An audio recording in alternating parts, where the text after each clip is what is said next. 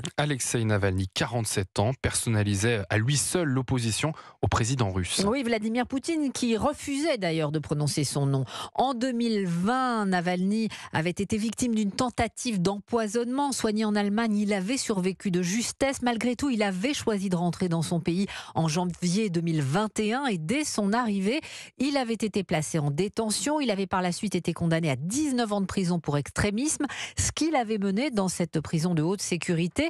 Alors que sait-on ce soir des circonstances de sa mort, Guillaume Dominguez ? Eh bien, selon les quelques informations communiquées par les services pénitentiaires russes, Alexeï Navalny était en promenade peu après midi lorsqu'il s'est senti mal.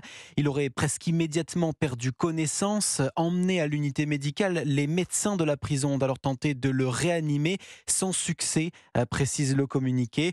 À 14h17, Alexeï Navalny est déclaré mort. Pour le moment, on n'en sait pas plus sur les causes de son décès. Une expertise médicale est en cours. Alexeï Navalny semblait pourtant en bonne santé hier lors de sa dernière apparition publique lors d'une audience. Ce grand blond aux yeux bleus perçants était apparu en vidéo amaigri et vieilli, mais resté souriant et enjoué. Il n'avait d'ailleurs rien perdu de son sens de l'humour. Dans cet extrait, l'opposant à Vladimir Poutine demande en riant au juge de lui envoyer de l'argent en prison grâce à son énorme salaire. Alors Alexeï Navalny a toujours dit qu'il allait bien depuis son transfert dans ce centre pénitentiaire en Sibérie occidentale, une prison réputée pour ses conditions de détention particulièrement difficiles, Guillaume. Oui, la colonie pénitentiaire numéro 3, c'est son nom. Elle est située au beau milieu de la toundra sibérienne, à 2000 km au nord-est de Moscou, au-dessus du cercle polaire. Surnommée loup polaire, cette prison est un ancien goulag de l'ère soviétique où les prisonniers sont contraints aux travaux forcés dans des conditions extrêmes.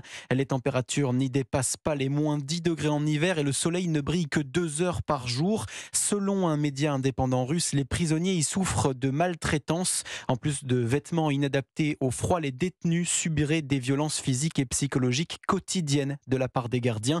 Alexeï Navalny y avait été transféré en fin d'année dernière.